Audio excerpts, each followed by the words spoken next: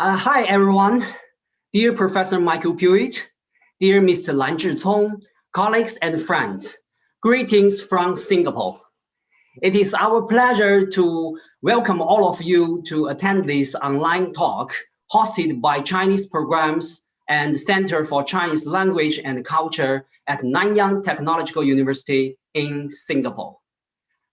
We are very honored to invite Professor Michael Puett at Harvard University to give us a talk today. His topic is how to read a text, interpretation and understanding in early China. This is the second talk of NTU Chinese Literature and Culture webinar series in 2021. We have successfully preceded the first talk on January 13th by Professor Fu Gang at Peking University. And we will have a few follow-up speakers in the future.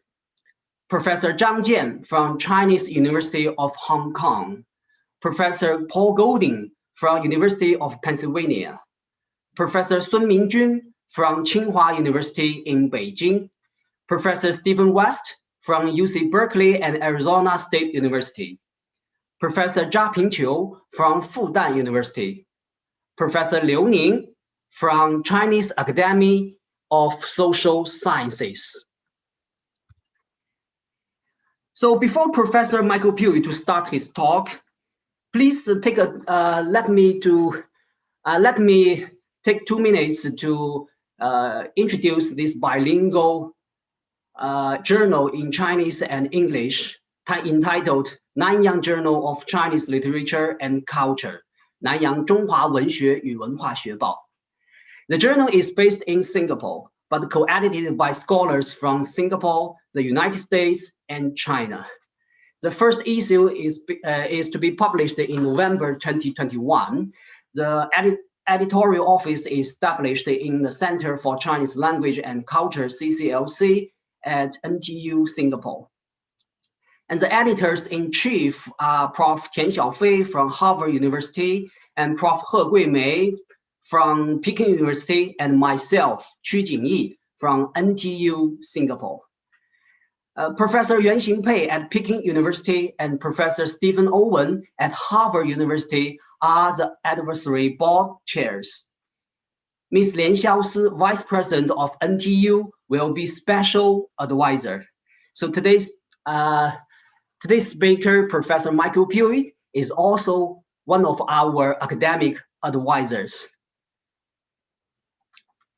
So here is Professor Yuan Xingpei. He has kindly agreed to his calligraphy to the journal cover. And if you learn more about the journal, please visit our WeChat account and FB account on the website to get more information. Okay, so let's get back to today's talk.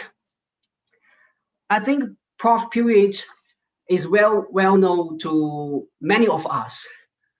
He is a well-acclaimed professor of Chinese history at Harvard University. He holds a joint appointment in the East Asian Language and Civilizations Department and Anthropology Department at Harvard. He had held a lot of visiting appointments at the university and institutions through the world, including NTU Singapore. So he was our visiting professor in 2012. And when the first time we met each other, then later on, he kindly invited me to visit Harvard as a Fulbright scholar in 2016. I appreciate it very much, and I learned a lot from him.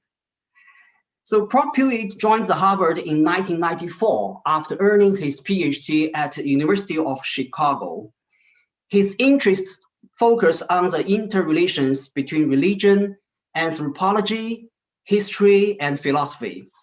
In his research, Prof. Puett aims to bring the study of China into larger historical and comparative frameworks. He has published many articles on early Chinese history and on classical Chinese ritual, social, and political theory. He is the author of The Ambivalence of Creation, Debates Concerning Innovation and Artifice in Early China, and To Become a God, Cosmology, Sacrifice, and Self-Divinization in Early China. So Prof. Puett has also received multiple awards for his teaching and advising. In 2013, Prof. Puett was one of the 5 named Harvard College professors in recognition of his dedication to undergraduate education at Harvard. Since 2012, his general education course, Classical Chinese Ethical and Political Theory, is one of the most popular courses at Harvard. Accordingly, he published another book entitled The Path: What Chinese Philosophers Can Teach Us About the Good Life in 2017, I think. So today he will share with us a very interesting and a very methodical topic on how to read a text, interpretation and understanding in early China. So please join me to welcome Professor Michael Puett, please. So let me stop my sharing first.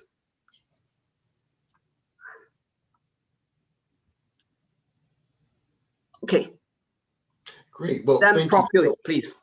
Oh, of course. So, Jeannie, thank you so much for inviting me here. It is so wonderful to see you again, even if only virtually, and so wonderful to see so many old friends and meet hopefully many, many new ones. Congratulations as well on the new journal, which looks extraordinary, and I'm very excited to see where this is going to go. So Jingyi has very politely asked me to speak today about some of my current research. You will be horrified to hear that Jingyi has said I can speak for about an hour and a half. You'll be very happy to hear I won't be speaking for quite that long. So what I will be doing is introducing my current project. I will actually try to keep it relatively short, the goal of which will be then to hopefully give us a fair amount of time, not simply for question and answer, although that's of course welcome, but even for larger discussion. I think I'll be touching on issues that many of us here are working with, and we can use the session too to simply discuss together different approaches and ideas for wrestling with these larger sets of questions. So with that being said, let me give first a few words about the project I'm working on, and then use that to jump into the smaller portion that I'll be introducing this evening, my time, or in the morning for many of you. So the larger project that this is coming from is an attempt to, foolishly enough, write a history about debates of interpretation, both theories and practices of interpretation, from the Warring States period through the Eastern Han Wei-Jin period, so stopping roughly 4th century of the Common Era. That's in itself an absurdly huge topic, but the reason for expanding it so dramatically is that I'm hoping to use this large lens to shed some light on the development and early sort of debates about the commentarial tradition. So instead of simply looking at, say, commentaries, I'm beginning a little earlier, so looking at Warring States, productions of texts, and debates about interpretation, trying to trace the beginnings of commentary out of those debates, then looking at the development of the commentarial tradition over those key first few centuries of the Common Era, but not exclusively at commentary. So I'm also looking at various figures at the time who I hope will shed light on these larger debates. So I have a lengthy chapter on Wang Chong, a lengthy chapter on Ge Hong, neither of whom were writing commentaries, but both of whom I think shed some very intriguing light on debates about reading and interpretation. So if the project comes together, which is a substantially big if, for obvious reasons considering its size, it would hopefully allow us to see some of these longer trends in the early development of interpretation and reading practices. So that's the larger project. Don't worry, you will not be having to listen to the entire project today. What I will be doing, however, is touching on a few themes from the earlier portion of the project. And to do so, let me jump in with a text not quite midway through, but at least not toward the very end of this larger project. The text I'll begin with is a text probably datable to the 2nd century of the Common Era, but regardless, I think part of a context that we'll be getting to momentarily. And the text in question here is the Shangar commentary to the Lao Tzu. This is a text that, as you all know, would later be attributed to Zhang Lu in the Celestial Masters movement, and was seen as a commentary to the Lao Tzu. And within that commentary, I mean, it is a commentary to the Lao Tzu, but it is seen as a commentary to the Lao Tzu written by a Zhang Lu who got from his grandfather, of course, Zhang Daoling, a proper understanding of the text. And the commentary, as I'm sure you all know very well, argues that the Lao Tzu is in fact a divine revelation, and the Shangar commentary is telling us the proper way to read this text. The implication being, which it makes very clear over and over and over again, that we have been systematically misreading this text, and it turns out misreading just about every text, and indeed misreading the larger world. To give you a piece of that argument that will hopefully help to provide a glimpse of this larger debate, let me just begin with one not uncharacteristic comment from the Shangar commentary. So let us turn to one of the lines of the Lao Tzu that very famously reads, it's a well-known statement that plays very heavily in a number of commentaries: if one cuts off the sages and discards knowledge, the people would benefit 100 times over. We know the standard ways this would be later read by figures like Wang Bi, etc. Let's turn to the Shangar commentary. This line, in other words, this refers to fraudulent sages who know aberrant texts. True sages are put forward by heaven. When they are born, there will always be signs that will be made manifest. The Yellow River and the Lower River announce their names, and so the sages constantly proclaim the truth, never reaching the point of accepting what is false. And as you might well know from the Shangar commentary, it goes on quite a long time for each of these lines. I won't quote all of it, but let me just quote a bit more. Those who practice aberrant ways do not trust the words of enlightened sages. Thus, for thousands and hundreds of years, the great sages have expounded the truth and cleared away repeatedly the aberrant texts. And then we get the explanation as to why that work is so important. The people of today are not in their proper state. They copy in their entirety the classics, and without hearing the truth of the way, proclaim themselves sages. They do not cleave to the underlying sense of the text as a whole, but gauge their own ideas by the text chapters and sections. They are therefore not able to obtain the way. Now let's take apart the argument, a very characteristic argument in this text. The move, of course, at the opening point is fairly well known, so I'll be relatively brief. So the move is to say that heaven is a good deity. Heaven sends down sages who are therefore proper because the sages know the proper revelations coming from heaven. And we should follow those sagely writings because those are, of course, proper revelations. When we do so, we must also understand that the revelations must be read as a whole because these are full revelations. These are also clear revelations. In other words, the sages write clearly for us, and we must simply follow what they clearly and directly say. And if we do so, by definition, we are following the revelations of the higher powers. The problem, as we are seeing immediately in the text, is that foolishly humans have not been doing this. Foolishly, humans have actually, on the contrary, been doing the opposite of everything I've mentioned. So adding up a number of comments made in the commentary, the argument is along the following lines. Humans proclaim themselves to be sages, in other words, not accepting the sages that are sent down with very clear manifest signs by heaven, that we declare ourselves to be sages, and moreover, we, when we are doing the writing, are the sages, reinterpreting earlier texts from a self-proclaimed sagely perspective, and perhaps even worse, we are seen by others as being sages, hence leading to the constant production of these aberrant readings and these aberrant entire texts. Moreover, when we, claiming to be sages, do this misunderstanding, we also don't read texts as a whole. We read texts in portions and interpret them, or rather misinterpret them, because we claim to be sages, accordingly. Adding this up, what do you get? We'll see several examples, but let me just begin with the Laozi.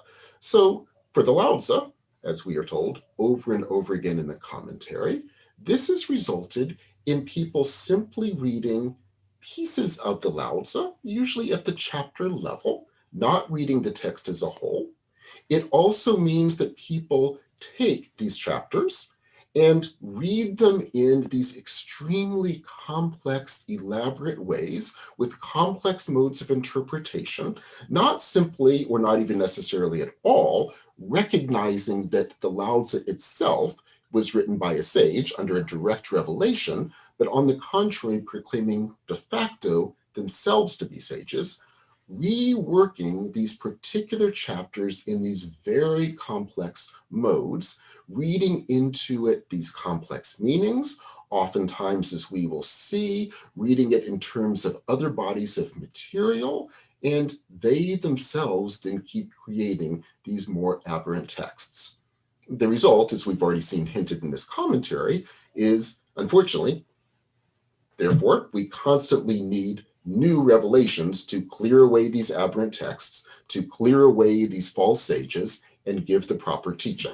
And the commentary sees itself as coming out of this line, right? So in 168 BC, in 168, of course, that is when you get the next revelation. That revelation, of course, by definition, is proper. This commentary is following that proper revelation, clearing away the aberrant readings, clearing away the aberrant texts. Now, this is, of course, as we all know, a rather radical commentary and part of a very radical movement that was dramatically breaking from the entire Han state, ultimately the Celestial Masters that either were part of writing this text or at least claimed this text as their own, form an autonomous community, develop a very powerful theology, a very powerful ritual system, explicitly trying to break from Han practice. But many of the very words I have been using, pulling from the Xiangar commentary, are hardly unique to the Xiangar commentary. Indeed, with very different theological claims, you see versions of this through a host of extremely different 1st and 2nd century commentaries. Let me just give you a few examples to show the range of diversity here. So, the Taiping Jing will very famously make similar arguments, in this case with a somewhat similar theology, but nonetheless, in a different way that I think highlights many of the same issues. So the Taiping Jing will famously say, again, heaven is a good deity. Heaven gives revelations through heavenly sent sages.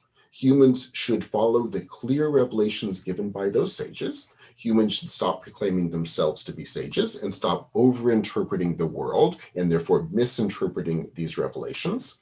And it's the Taiping Jing's response to how to get out of this constant problem of humans over and over again proclaiming themselves sages and giving these ever more complex readings of earlier materials.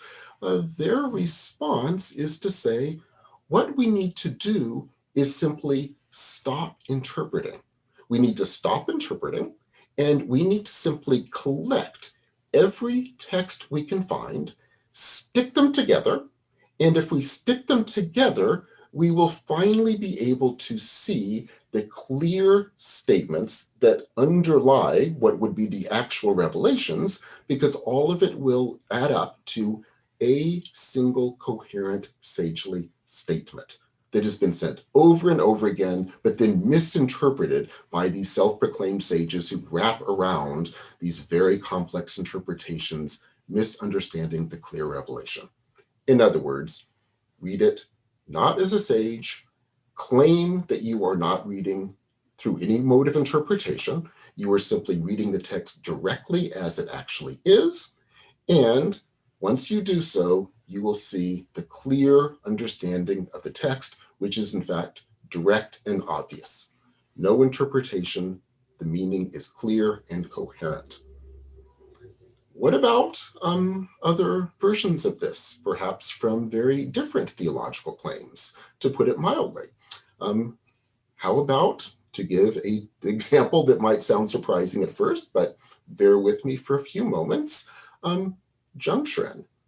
That might seem like an odd figure to bring up, but I do so for a very particular reason. Note his reading strategy. No, he certainly does not believe in divine revelation. He certainly does not believe heaven is sending down sages. But if you follow out Zheng's commentaries, there is a very consistent line. The consistent line being the following. We, to properly understand and reconstruct what matters, we need to wipe away these misunderstandings that have been developing now for centuries based upon self-proclaimed sages. And to do so, what we need to do is simply reconstruct by adding up without interpretation.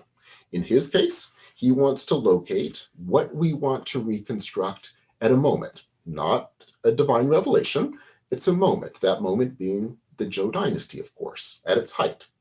And the argument is Confucius was attempting to preserve the key elements of the Zhou, and hence his classics, the 5 classics, are highly important, given dramatic priority for what really matters. But they're not the only texts we should read, because any text that might have remnants of what was going on in the Zhou, we can build into our understanding. But the understanding is not based upon a complex interpretation, so he claims. We'll get back to this. But the claim would be, all I am doing is taking anything that exists and putting it together, he uses the same terminology, and if I can put it together and it fits, then it must be right, in this case, right being that it will allow us to reconstruct what was going on in the Zhou. In other words, take what's out there, prioritizing the 5 classics, but not restricted to it. If you see other things that add up to this, you can add them in simply because they fit. To give one nice example that he actually plays out constantly, if you're looking at his commentaries to the Li Ji, he will constantly do things like, well, here it will say you walk 3 paces this way. This other text, unrelated to the Li Ji, will say you walk 3 paces that way. His commentary, therefore, will say, and therefore, in the Zhou, you walk 3 paces this way, and then you walk 3 paces that way. In other words, you simply take things that seem to fit together, and if they do fit together, then you are getting an accurate reconstruction. In other words, what you're reconstructing is coherent. In this case, it's the Zhou dynasty. And through non-interpretive placements of things together, you can accurately reconstruct it. Radically different theology than the Taiping Jing, to put it mildly, but note how incredibly similar the hermeneutic move is. Now, I won't continue to proliferate examples, but let me now reach my larger point. What you are seeing in the 1st and 2nd centuries of the Common Era, and this is not the only thing going on, we'll get to some very dramatic differences later, but one significant stream of the commentarial tradition is committed to the claim that they are simply reading texts directly, taking texts as they are at face value, claiming not to do interpretations of them, claiming to be subordinate themselves, in other words, subordinate to a text that they are simply allowing us to read. And they see their own work as reading in terms of a coherence that they achieve not by building a grand coherent structure. They achieve it simply by non-interpretively putting things together. Radically different theologies, surprisingly, radically different reconstructions, but note how similar that move is. I begin with these seemingly odd examples for a very particular reason, and now let me finally get to it. That reason is the following. I want to try to see this as part of a larger historical development, and I want to ask, number one, why is this going on? Why is this claimed lack of interpretation going on? And this very strong critique of sages claiming an ability to create texts of their own and construct texts of their own. What is the concern? And what is it that they are reacting against? In other words, what do they see as the problem? And it's that second question that I would like to turn to next. What it is they see as the problem. In other words, what it is they are looking at when they're looking at earlier modes of interpretation, what it is they see as so dangerous, and then use that to try to ask where this critique comes from. As we will see, it existed before the 1st and 2nd centuries, so part of what we're looking at is how and why a large debate begins to play out as it does. So let us turn to that first question. What is it that bothers them so much? In other words, they looking at what has been going on for the previous, say, 3 to 4 centuries, what bothers them? And I would like to begin by simply pointing out that they are onto something. So when they say that the vast majority of textual production is doing something very different than what they are calling for, at least on that point, they are quite correct. So let's spend a bit of time from this perspective, in other words, from this critique, looking at the earlier literature. I will simply begin by noting some points that we all know well, but now I'd like to formulate them in terms of this 1st/2nd century AD critique. So let's begin by going through a few of these characteristics and then try to add together what is going on. So to begin with, a point that has been made by many, many people because it is so overwhelmingly the case. In the entire early literature of the Warring States period, by which I mean, like in the Warring States, the early literature meaning the early period of these debates, how many times do you see a coherent text being discussed? Let me give some very explicit examples. Poems are never read as full poems. Never. No one quotes an entire poem and analyzes it as a poem, nor do you once ever get the claim that this poem was written by, for example, a great sage, whether divine or not, but that we should try to reconstruct what that figure, that sage in the past was doing. Or even that that poem belongs to a period and we want to reconstruct that poem by reading it in its coherence. Intriguingly, there's not a single example of that. As we all know, rather, the way it works is you work with certain lines of poems, period. I'll come back to what you do with them, but let me stop here for the moment. What about discussions of ancient history? As many people have pointed out, discussions of ancient history are pervasive in these texts, and yet they're pervasive, and yet there seems to be surprisingly, with some minor exceptions I'll get to momentarily, but surprisingly little concern about what the right reconstruction is. Rather, it's simply rhetorically how you will narrate something from the past and what you will juxtapose it with. You will narrate it in a certain way, define what happened in a certain way, shift the stories in certain ways, then allude to something else. And when you allude to something else, that too tends to come from a stock body of material. It can be these lines of poems, as I just mentioned. It will often be a story. But again, the focus is how that story is being shifted.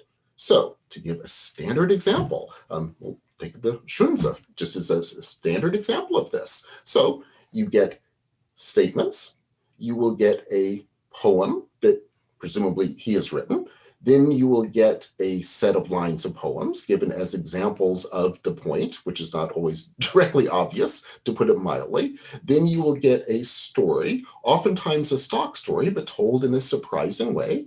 Then you will get statements of what happened in the past, even though that will directly contradict any other, by definition, statement of what is ever seen as having happened in the past. And then you will move on to yet another story, again, told in a surprising way. And when you start working through even our extant literature, which is a tiny percentage, obviously, of the textual production of the day, even that tiny literature, what you see is just an endless reworking of what I've just mentioned, where slowly over time, literally over the course of a career in our cases, as we just read these texts over and over again, you get to know these stock figures, these stock stories, these lines of poetry, these statements about the past, and you get to know them all as variations, right? There's no story of figure X. There are as many variations as we currently have instances of, and that will grow with more paleographic literature, but all of them are variations of other stories. All of our statements of the past are variations of other statements of the past. And at no point is any discussion of previous stuff, and I'll use that absurdly broad word, being seen as coherent. Rather, if we wanted to even use the term coherent for this, it would be, well, not unlike the Shanghai commentary is stating in its critiques. The coherence, when it begins developing with the production of texts as they are doing all that we just mentioned, right? So there's never a claim that what existed in the past, I'll take out never momentarily, there are exceptions to this. So in general, there is not the claim that there's something coherent in the past, be that a poem, a story, an historical period, anything that we are reconstructing. If there is coherence, and if I will return to, if there is coherence, it is because it is being constructed in the way all of that stuff from the past is being rewoven, put together in surprising ways, rewritten in surprising ways. That's how arguments are being made. That's how texts are being written.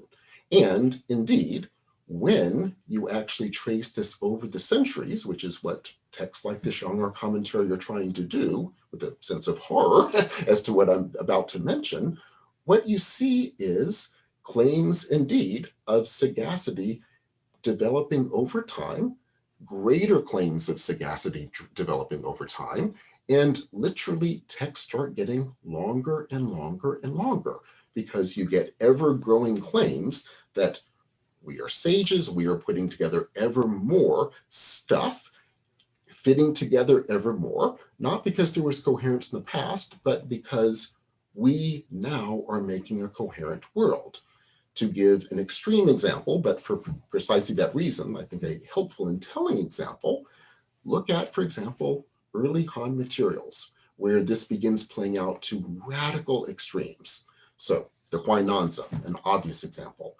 The Huainanzi literally says, in so many words, in the postface, we are writing the greatest text that has ever been written. We're writing the best text that has ever been written. We're writing, in a sense, the final summation of all possible knowledge. And we're writing the biggest text that has ever been written. And there will never be a reason to ever write another grand text because we're summarizing all knowledge. And when we summarize all knowledge, we are pulling together everything that has ever existed that's worth knowing about and putting it together into a coherent system. They explicitly will use words like We are weaving together everything that has ever existed into this coherent whole. There is coherence, boy is there, but the coherence is explicitly seen as a constructed coherence, and a constructed coherence of truly great sages, which they are claiming themselves to be. In other words, the Huainanzi is a product of great sages, arguably the greatest sages they are claiming themselves to be, writing the most grand compilation that has ever been written, and precisely doing so by pulling together everything. And as many people have noted, you do this by the surprising ways that we do that actual weaving. Paul Golden has a wonderful article where he calls this the insidious syncretism of the Huainanzi, which I think captures it, right? It's insidious syncretism. It's not we're taking what is out there and sticking it together. It's we're taking what's out there and weaving it together in this very surprising and oftentimes rather chilling way to make it into this system. And I think part of the power of the work is precisely that you're reading materials that you know, always rewoven into surprising ways, juxtaposed in surprising ways, so that you know that's the Huainanzi construction, and it emphasizes that. This is our construction. In short, when you are looking at the textual production, developing most firmly in the former Han, which is, as we will see, what the Xiong'er is most concerned about, to put it mildly, you get these grand imperial claims of sagacity, grand imperial claims of textual production, and grand imperial claims that we are the ones that are constructing these great texts. And the point I want to emphasize, that again, I think the Xiong'er is correct on, is that this is coming out of a much deeper process, where that kind of work of reweaving is what you do when you put together texts. And it's all about how you interpret earlier materials, weave these earlier materials, shift these earlier materials, and texts are being judged in part on the success by which they can do this. In other words, this is what the Xiong'er is so concerned about. Now, I will get momentarily back to why this bothers them so much, but let me touch briefly, because it will be important for where we're going, on something I've mentioned just in passing, but it's worth touching on a little bit more clearly when I keep saying this isn't all that's going on. And it's true. There are earlier examples of this where you will get people claiming not to be interpreting. You will get people claiming, no, X is simply X. I'm not doing anything. I am subordinate to something that came before or something that's higher. So you certainly get this. It is also true that the dominant tradition, exactly as the Xiong'er is so concerned, is on the contrary seeing sagacity at the level of the figures writing, and when you get to the early Han, literally the great authors are seen as sages. And as many people have worked out, this is when you see the grand compilations that we know. I mentioned the Huainanzi, but many of the texts that we know, these huge grand compilations, are probably being put together in the Western Han, claiming to have been written by these great sages of the past. In other words, sagacity is human, and sages are not only human, but what these human sages do is their sagacity in part comes down to the degree to which they see the world, understand the world by creating a coherent world through the way they interpret the earlier tradition. Now, if this is the case, at least from a point of view that we will then be exploring, what would be the problem? In other words, if these are the sorts of things that figures as different as a Zhongshan, as different as a Taiping Jing, as different as a Xiong'er commentary, if these are the things they are looking at, but to some degree with accuracy, what is the problem? A piece of this I think is clear, but let's just lay it out to be as explicit as possible. part of the problem with this is, from their point of view, once you get this, you definitely get, and by the Western Han, you absolutely get this, an endless proliferation of claims of sagacity, right? I mean, if by this point, sagacity is defined as your ability to absolutely understand, comprehend, build out a proper understanding of I'll take out proper, an understanding of everything that has existed by constructing a grand, coherent whole out of everything, then it means there's an endless proliferation of claims of sagacity and an endless proliferation of textual production, an endless proliferation of these massive compilations, and from the point of view of the Xiangar commentary, an utter, to put it mildly, if that's possible, utter lack of concern with actually simply reading earlier material, seeing oneself as being subordinate to that material as a reader, and trying to understand what it is saying. And when I say utter, I mean it. Go through Western Han texts and try to find places where that kind of a claim is going on. I am subordinate to what came before, and I'm trying to understand it as coherent. Now, again, it's not that you can't find them, but you have to look and look and look. So once this gets going, much of, therefore, the Western Han begins to play out in terms of debates around sagacity, right? Debates around who is truly a sage. All of them are seen as humans, but who is truly a sage? Who is writing the greatest compilation, the most impressive grand construction? And this endless proliferation begins to create a very, very dramatic backlash for many reasons, but let me just focus on one that will become rather significant. This proliferation of claims of human sagacity comes to be seen as part and parcel of the growing grand claims of empire in the early Han as well, right? That this comes to be seen as part and parcel of what the first emperor is being criticized for, what Han Wudi will be criticized for, these grand claims of sagacity in which you get a Han empire dramatically overreaching its resources out of claims to be so extraordinary, with support by self-proclaimed sages writing these extraordinary texts.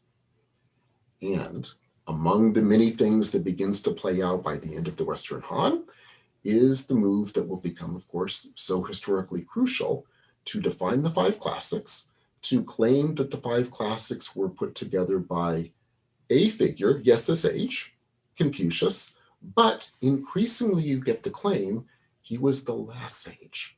In other words, that this entire world from Confucius up until the end of the Western Han, according to this critique, was being produced, the textual production of which I mean, is occurring because of self-proclaimed sages who worked. And therefore, yes, there was a sage who put together a body of texts, but that was Confucius. And our goal now is to read them not as sages, but to read them as people trying to understand what the sage said. We, therefore, should present ourselves as being subordinate to these texts, subordinate to the vision of the sage. And when we are subordinate to the vision of the sage, our goal is precisely to understand what Confucius did, why he put together the text as he did, why he was putting together these juxtapositions, why he, for example, will order the poems as he does, why he will choose to put together the book of changes with the hexagram order as he does. In other words, we are trying to understand the coherence he built, but we are understanding his vision. As that view begins to develop, of course, you get all sorts of hermeneutic moves developing out of this. A proliferation, moving now into the very beginning of the Eastern Han, where you get complex attempts to say, are there esoteric traditions that will allow us to recover that sagely vision? Who has access to those esoteric visions? Do those esoteric visions play into the other parts of the textual production, and perhaps, therefore, rereading that textual production as actually part of and a continuation of a sagely vision? And I think this is precisely what figures like Zheng Xuan are beginning to react against. This is why what I think Zheng Xuan is really trying to do, to give a little bit more flesh to what I mentioned briefly before, this is why I think that Zheng Xuan is trying to say, no. What Confucius did is simply put together materials trying to reconstruct the Zhou. That's what he was doing. So we're not even trying to reconstruct a sagely vision of Confucius, or certainly not a sagely vision along the lines of what has been developing over the course of the Western Han Dynasty. All we are trying to do is reconstruct the Zhou. The Zhou is coherent, right? It's not a sagely vision that is coherent. The Zhou is coherent. And the five classics, again, are privileged because Confucius was the figure giving us these materials, and he had very brilliant understandings of these materials, but he's simply privileged. Anything that will allow us to reconstruct that earlier coherence is what we should aim for. And hence, Zheng Xuan's strong move to say, I'm simply putting things together, right? I'm simply putting together what fits. Hence, also, why it is that you get figures like the Taiping Jing making the same move. We are not sages. We are not going to allow anyone else to be recognized as a sage. We are cutting out the entire claim that humans would ever become sages. We are not even claiming there will ever be more divine revelations. Indeed, what other dialogues, they literally have a dialogue to saying, there should be no more divine revelations, because anytime a sage is sent down, these humans just do the same process that we've been discussing. So don't send any more. And the solution, as we've discussed, is simply take what's out there and stick it together and don't interpret. Also, to return to where we began, the Xiong'er commentary, which of course roots the coherence not in these histories of revelations, not in a moment, the Zhou dynasty in this case. In the case of the Xiong'er, it's the Laozi. But of course, it's the Laozi as a coherent text.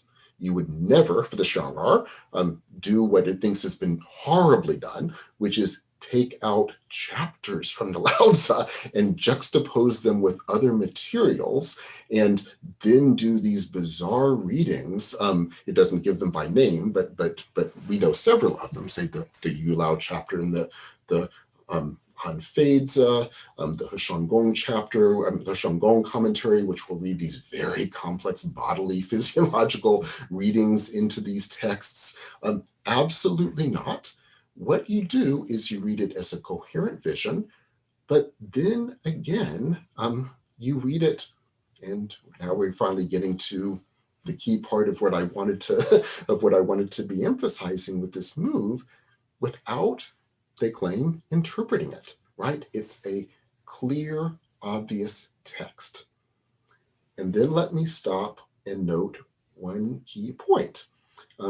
Undoubtedly seen when I was reading that opening comment from the Xiong'er commentaries, and undoubtedly seen by all of you who have had the pleasure of reading this commentary, it is about as bizarre and odd a commentary of the Laozi as you could imagine. And I actually would like to argue that I think this is very intentional, right?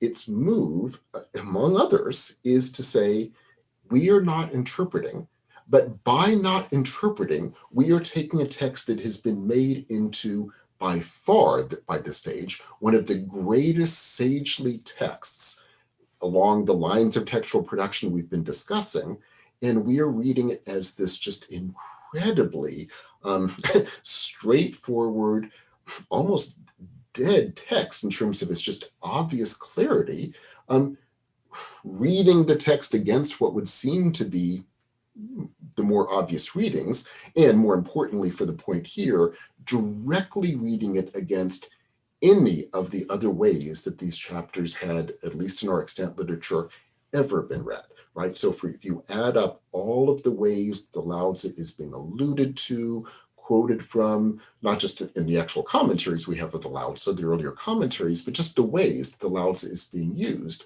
there are an array of different readings.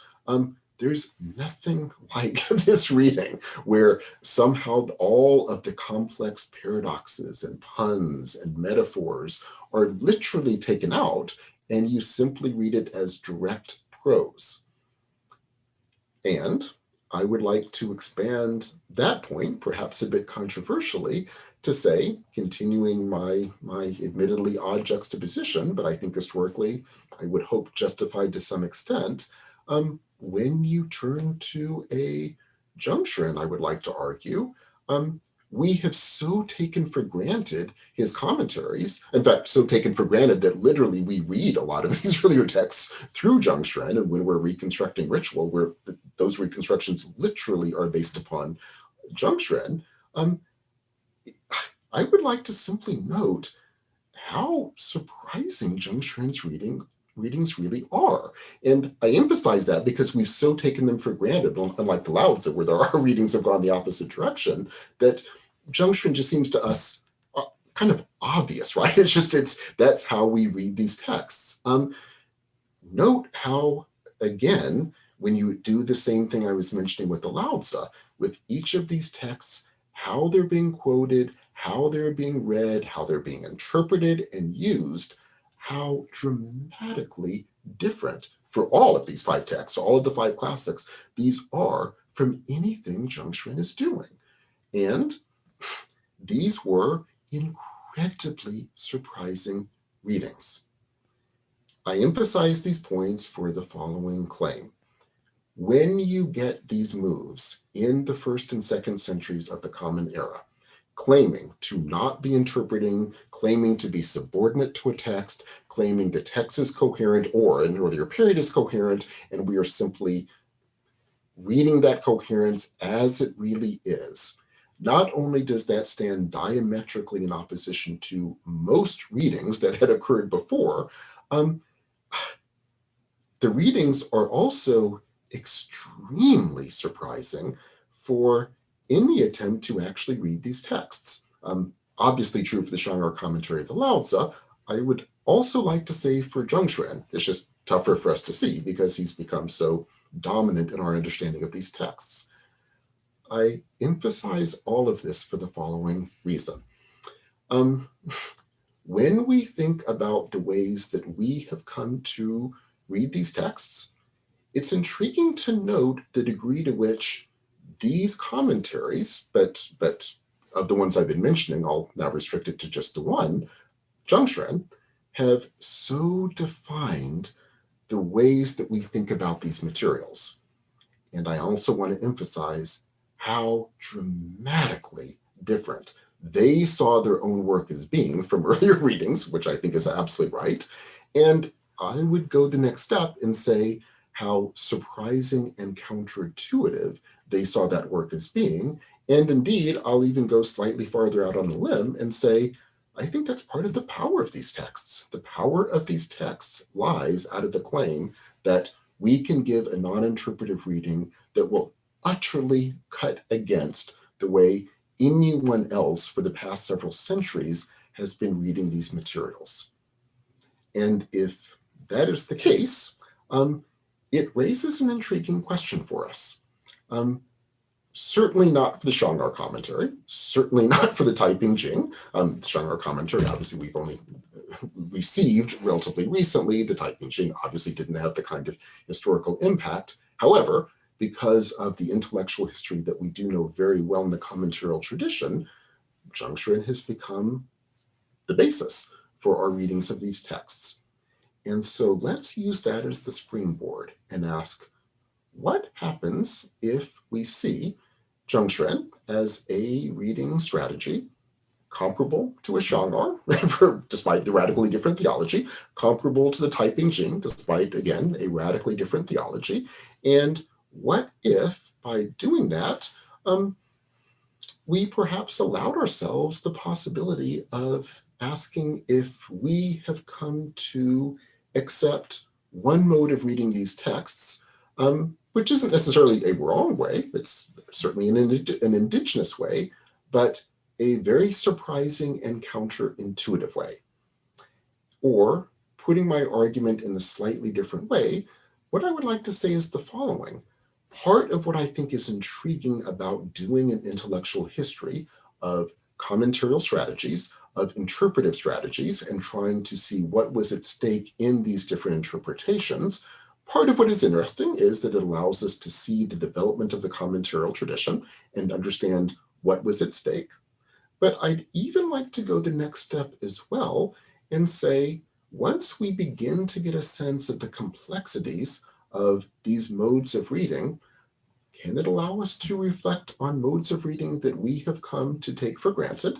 And are we overly accepting a vision that the texts themselves are coherent, relatively clear-cut, not in the Shang-arc way, but certainly in the Zhengshen way, reconstructible as such, and at the minimum to note, when we do so, we are picking up on a piece of a very complex debate, and in a sense, accepting it or even naturalizing it. And when we do so, we are perhaps missing some of the complexity of those debates by taking one piece of the debates and accepting it. And let me simply conclude to underline the point by noting, and I won't take the time to take you through it, but when we go through the next 2 centuries, everything I've been discussing from the 1st and 2nd centuries of the Common Era gets rejected, and you get a radical resurgence of notions of sagacity, you get a radical resurgence of claims of what it would mean to be a sage, you get a very complex new set of reading strategies, and it is intriguing for us, therefore, to note the degree to which a body of reading strategies from one moment in this debate, and one strand of one moment in that debate, has so defined the ways we now accept these texts, read these texts, and assume the proper interpretation to be. So, to sum up, let me just say, my hope is that the larger project will give at least a sense of the complexity of these debates, and my hope too is that it might open up for us different ways of thinking about these materials once we accept, or at least perhaps see, the degree to which we are beholden to a relatively restricted body in these debates, and other possibilities become clear if we allow ourselves to see just how rich these different interpretive strategies were. So, thank you so much for bearing with me through what I know is a very long-winded and detailed discussion. As I mentioned before, I'm more than happy to take questions on either the project or specific pieces of it, but you needn't feel restricted to that. So as I mentioned, what I'm touching on here is material that literally, I think it's safe to say, everyone on the Zoom call had been working with in different ways. So feel free as well to use this moment, this next hour, as a larger discussion period to bring up your own work in terms of reading these materials. And instead of just a question and answer session, which is certainly fine, but think of it also as a discussion section, in which we together can talk through interpretive strategies and commentaries from the early period. So thank you all very much. Wow, thank you. Thank you, Prof. Puett, for your very I think it's very meaningful and always passionate talk to us. Okay, so before we go to the Q&A session, maybe we can have a,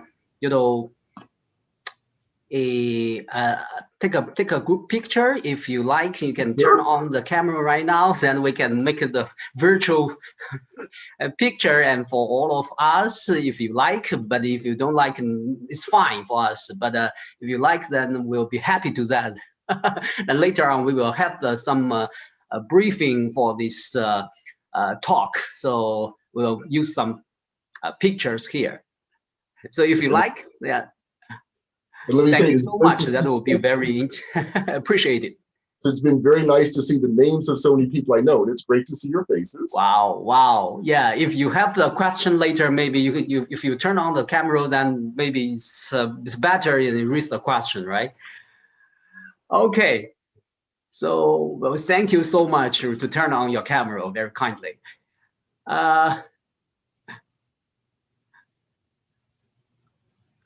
Okay.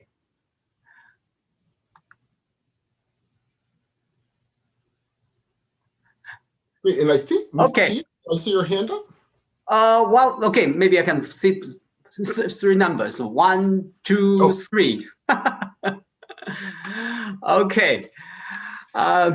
Thank you again for Prof. Puett's very wonderful talk, I would like to say. But you save a lot of time for the discussion, right? So how to read a text? Right? I think it's a question to everybody, right? To every scholars in any subject areas, right? But I wonder if the how to read the text may be have to relate it to how the text compiled, right? And how you mentioned a lot of Laozi and commentaries, right? But I also noticed you mentioned why the Confucius compile the text together, right? Then you have your interpretation and explanation, right? But I also, noticed you have recently you have another article, right? So that entitled is "Who is a Confucius in Today's China?" Yeah, I wonder if you have a little more comments about this. How to compile the Confucius, how to compile the text, but who is the Confucius in modern China? I think I'm very interested in this question. Yeah. Oh, absolutely. So let me begin with the first part of the question and then turn to the second. So chronologically speaking, I mean, so in the first part, absolutely. So I touched on this only briefly, so let me say a few more words about it. One of the key debates, of course, when it comes down to Confucius over the course of the Han Dynasty, is precisely all the words you used. Was he a compiler or was he an innovator? And the reason this becomes such a key issue is if he is simply compiling, then again, our goal is not necessarily not to understand his vision. We want to understand why he compiled as he did, which Zhang Xuan is extremely interested in. But it's not that we are trying to find a deep sagely vision underlying that. If he, as Confucius, if he is simply trying to reconstruct a golden moment in the Zhou dynasty, it means, again, for Zhang Xuan, that's the goal of our hermeneutics. The goal is to get back to what Zhang Xuan and what Confucius wanted us to get back to. Yes, he was a sage. He compiled a brilliant vision of it, but he was simply compiling it, and it is what we care about. Versus the claim that no, he was a sage. To just give one of many examples, with the famous Dong Zhongshu memorials to Han Wudi, this is clearly the view. The view is Confucius was a sage. Confucius wrote the Spring and Autumn Annals. When he wrote the Spring and Autumn Annals, that's the equivalent of the reception of a new mandate. Sadly for the world didn't see him as creating this new mandate. Therefore, we get this endless proliferation of self-proclaimed sages, getting us farther and farther astray. And now what we need to do is simply subordinate ourselves to the proper sagely vision seen in the Spring and Autumn Annals. We understand that vision, so our interpretive principles are to understand his sagely vision. And if we follow his sagely vision, we will properly live in this new mandate that began when he wrote this text. So for Dong Zhongshu, the concern is not at all to go back to the Zhou. The view is, no, this is a new mandate. I mean, Confucius began the new mandate, and that's what you're focusing on. Now, that might seem like an odd way to get to your question, but I do it for the following reason. Needless to say, this debate, worked out with very different terms and very different implications, is absolutely hot again. And so I won't go through the whole debate, but certainly in one of the visions that's becoming dominant in China, that is harkening back to the ultimately Zhu Xi's vision of a Confucius. And Zhu Xi's vision of a Confucius absolutely is, no, he was a sage. I mean, your goal is not to reconstruct the dynasty. He was a sage. He had the way.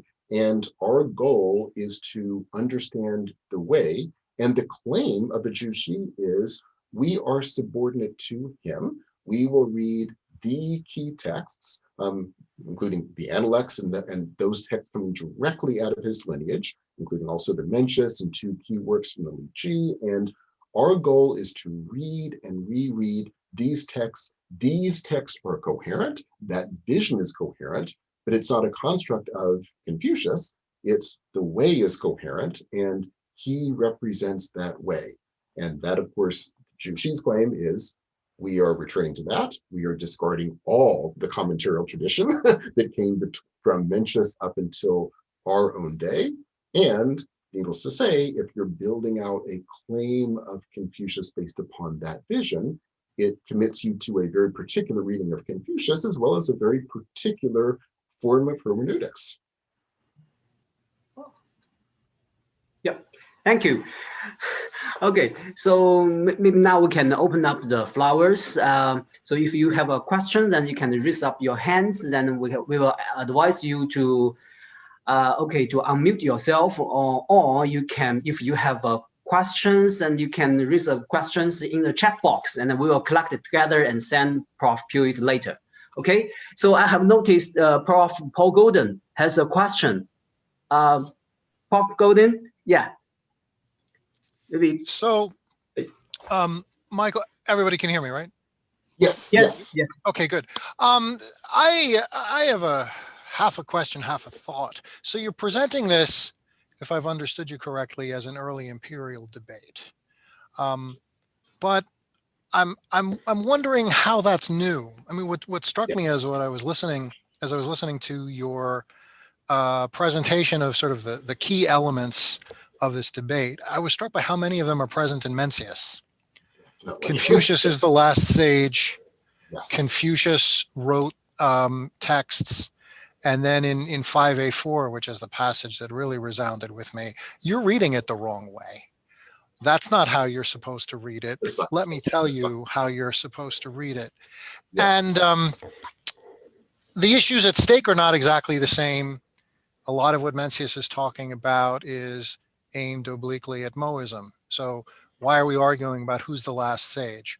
Well, because the Moists agree with us about some of the sages, but they don't agree with us about who's the last sage.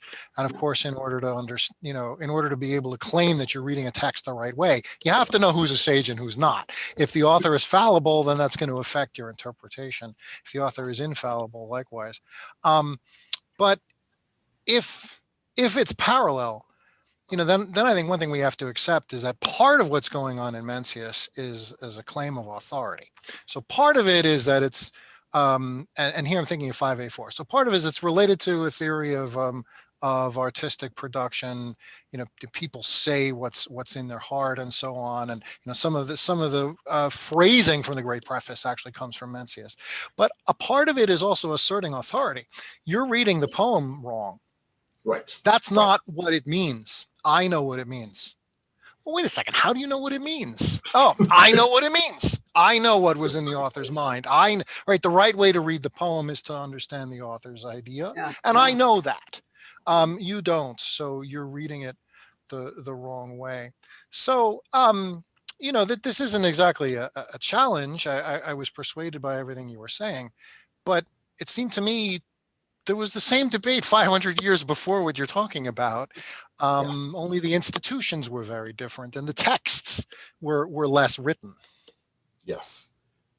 No, I absolutely agree. So yes, for lack of time, I wasn't taking us all through the Warring States period, but I agree. If we go back to 4th and 3rd century BC materials, absolutely, these exact same debates are playing out. And again, from the point of view of later, who knows exactly when these texts were written? So the obvious caveats with what I'm about to say hold, but to some degree, this increasing growth of the size of text, increasing claims of sagacity, absolutely seems to be going on. I mean, where you get precisely as you were mentioning, no, that earlier text was wrong. They were not sages. We are sages. And part of your claim to sagacity is we can usually more properly understand everything and build a stronger coherence out of everything that's out there. Or, of course, you sometimes get the extreme opposite, say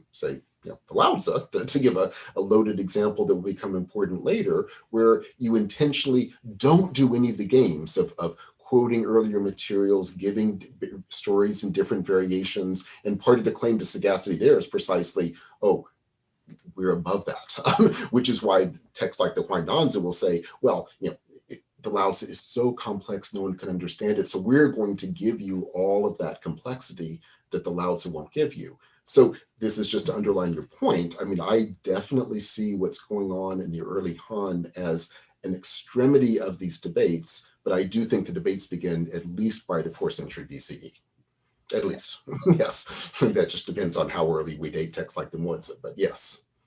So no, full agreement. Thank you. Okay, I have noticed Prof. Li Chenyang also have a question, and then please unmute yourself and maybe just make a very brief introduction by yourself. Thank you very much. I'm Li Chenyang. I teach philosophy at Nanyang Technological University. Thank you, Michael, for your lecture. It's very inspiring as always. I will follow up on Paul's comment on how to read a text in claiming authority. I observe that in contemporary times, we also have this debate. It seems that scholars who are more history-oriented tend to look for a uniform answer, one correct interpretation. And people who are more philosophy-oriented tend to be more open to different interpretations. So sometimes we talk across each other, and historians think you got it wrong, this is the right way. And the philosophers say, well, that's your reading, this is my reading, so we're reading on that. Now, my question is whether from that observation of our times, whether it was the case that ancient thinkers do not differentiate historical reading and philosophical reading. So for them, it's just one reading. You get it right. History and philosophy are the same. So in Hegelian language, history and philosophy is the same process. Michael, what do you think about that? Is that on their mind? Today we are more open. Philosophy is okay. That's fine. It's your reading, Michael's reading, Paul's reading. We have different opinions on that. You establish your own interpretation. 利益加之言, that's fine for philosophy. But for history, this is one way. You cannot get it wrong. No. Ancients perhaps thinking there is only one thing. Wonderful question, and here too. So wonderful to see you again, even if only virtually.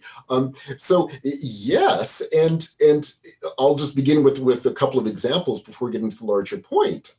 So when Confucius, which as Paul mentioned is at least as early as Mencius, when Confucius is ascribed to be the author of the Spring and Autumn Annals, from that point on, no one's going to read the Spring and Autumn Annals to find out what happened in the state of Lu. You were reading the Spring and Autumn Annals and an intense debate as to how to read it, what the interpretive strategies are, but they all come down to trying to reconstruct, if you're reading him as a sage, as Mencius is, how you are trying to reconstruct the vision of the great sage Confucius. And so from our terminology, the Spring and Autumn Annals is a philosophical work. Sima Qian clearly presents himself as coming out of that tradition, clearly playing the game of saying, oh, I'm not a sage like Confucius, but obviously implying that that's exactly how I want you to think of me. And Sima Qian is clearly playing the game of saying, I'm not telling you what happened, I am giving you a proper understanding.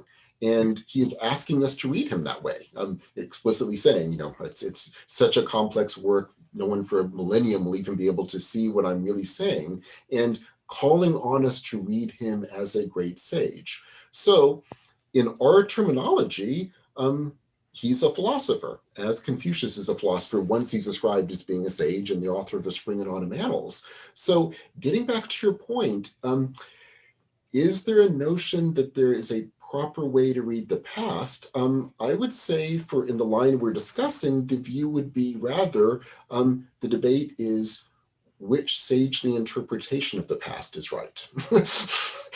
and therefore, right, the reason I'm putting it that way is the right therefore wouldn't be about what empirically happened, it's about what is the proper way to understand that past. How do we reconstruct the patterns of the past? How does that define ethically how we should live in the present and in the future? And that's how you're writing to be read. I mean, whether Confucius actually wrote the Spring and Autumn Annals, but that's how you're reading the Spring and Autumn Annals, assuming he wrote it. That's how Sima Qian is claiming to be read. So yes, there's an intense debate, but the debate isn't about what really happened in the past. The debate is about differing sagely visions of the proper way to reconstruct that past and what the implications of what that reconstruction would be for us in the present and going forward. Wow. Yeah, Okay. Which needless to say, there's the sort of thing that by the 1st and 2nd centuries is what they're reacting against. But I think that's the dominant move. Yes. Thank you. Yeah, thank you. Great to see you both again. Yes. This is the great thing about some of these webinars. For all the horrors of COVID, I mean, it is wonderful to see so many old friends. Yeah, I think when we read the commentaries and to the text, yeah, we'll see maybe the commentary maybe is personalized, right? But the text may be compiled by some political purpose, right, to get the authority. So it's maybe violate with the original meaning, right? So I think very interesting. So any questions? Our audience, and maybe I will check the box, or I think the box has a chat box. Okay, wow.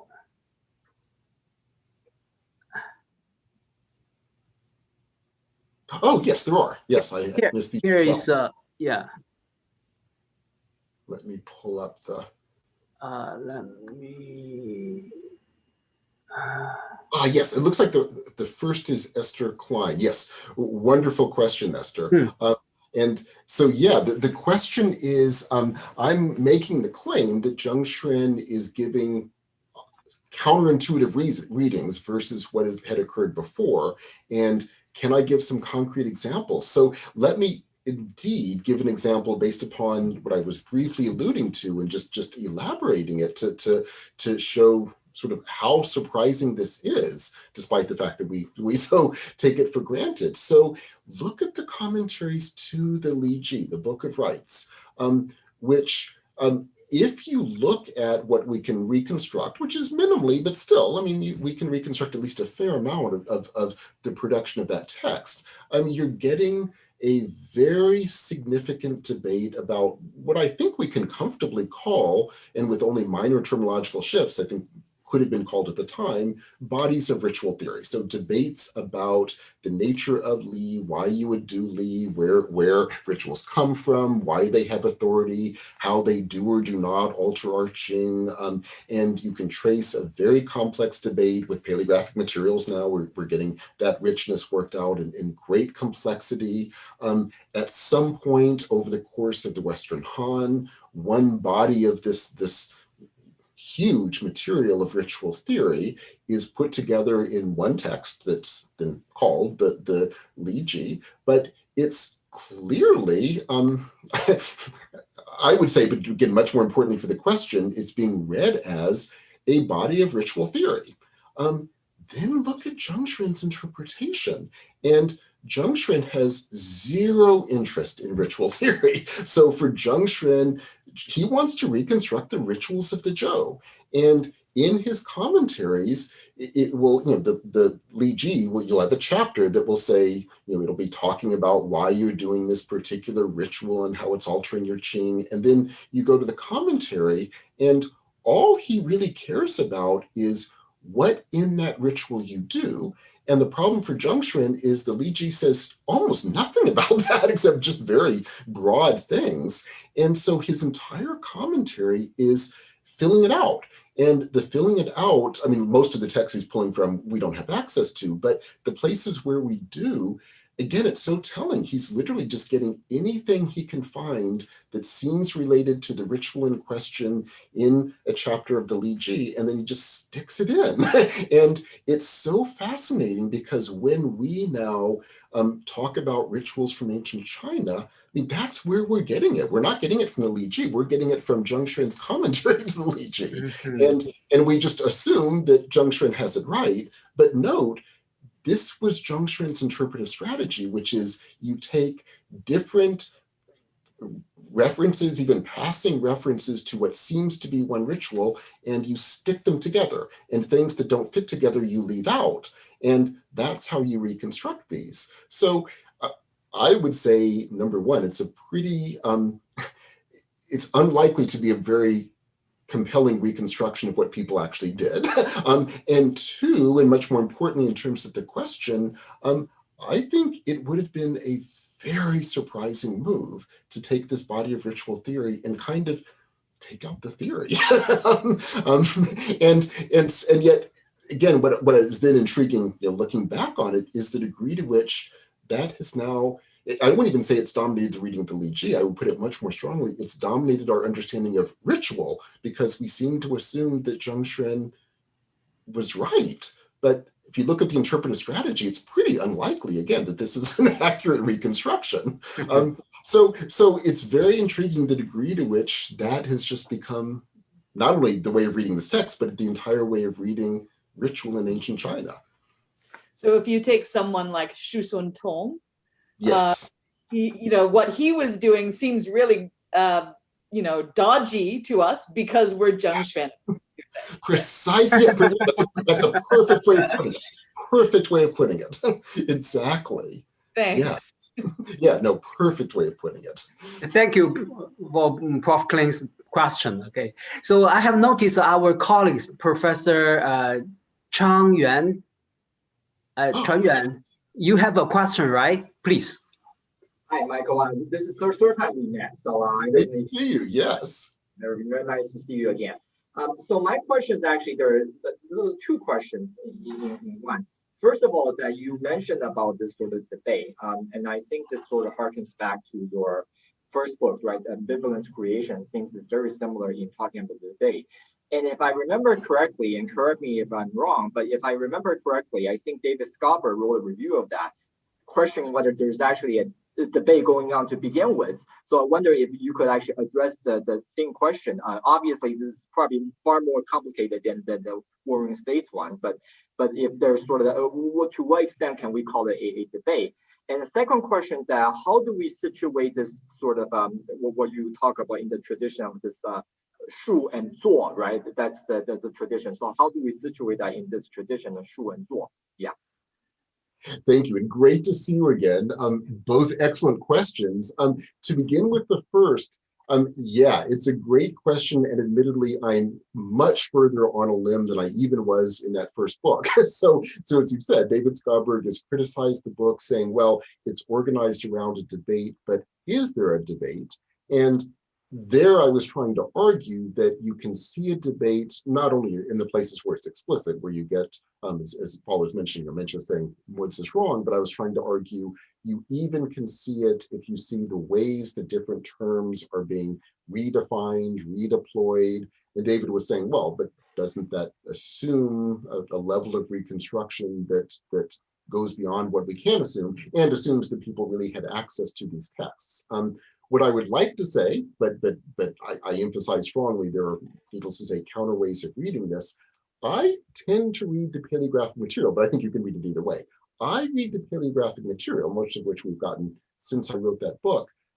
I continue to read that as showing this precise kind of, and I'll use the word again, debate going on, where you see texts picking up on terms, Qing becomes a hot one, other texts begin redefining it in different ways, quotations are given reading it one way versus reading it another way. Again, sometimes you get an explicit critique, this text reads it this way and it's wrong, but I do want to go the next step and say, no, there's clearly an awareness of different ways of reading these materials. I'm sure some of that is oral, but I think some of it is textual too. And we're getting a piece of that, but I do think we can trace it.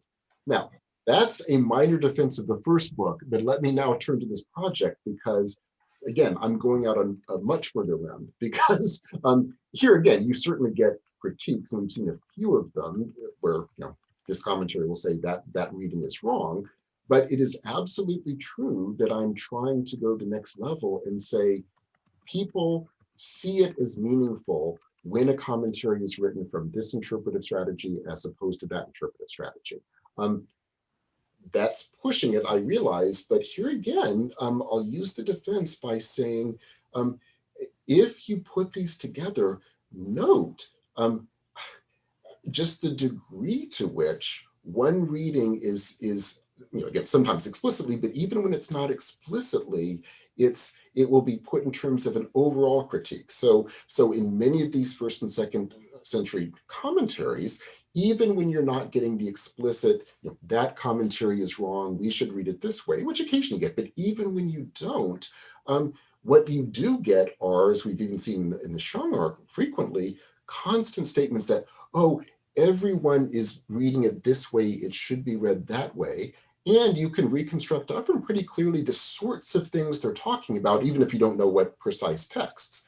And if anything, this becomes stronger later. I mean, once you get to Wang Bi, it's very clear just how dramatically he's pushing against what we were seeing in the first and second centuries. Again, at times explicitly, but the power of that reading comes even beyond the explicit readings where he's clearly, I would say anyway, giving readings that are, people would see, oh, that is flying directly against Zhang Xuan's reading, which people had access to and elsewhere are criticizing. So yes, I perhaps foolishly am still sticking to the claim that these are debates, and admittedly now with materials where that might be even more tenuous, but foolishly I'm doing so. But to just conclude, the reason if it's helpful that I want to stick to it is I really still think if we read lots of these texts together, and we have a tiny fraction of the extent of the corpus of the time, but if we read a lot of these texts together, it allows us to read any one text in a lot more complexity and a lot more nuance if we see that it's really significant if, going back to the earlier work, Qing is defined this way as opposed to that way, or in this new work, you're reading the Lao Tzu this way as opposed to that way. And if you're not reading the texts in correlation with each other, you miss that. It just, some of these readings just seem obvious or obviously wrong, but you can't really reconstruct why at the time someone would have given such a reading and why people would have either accepted it or found it infuriating.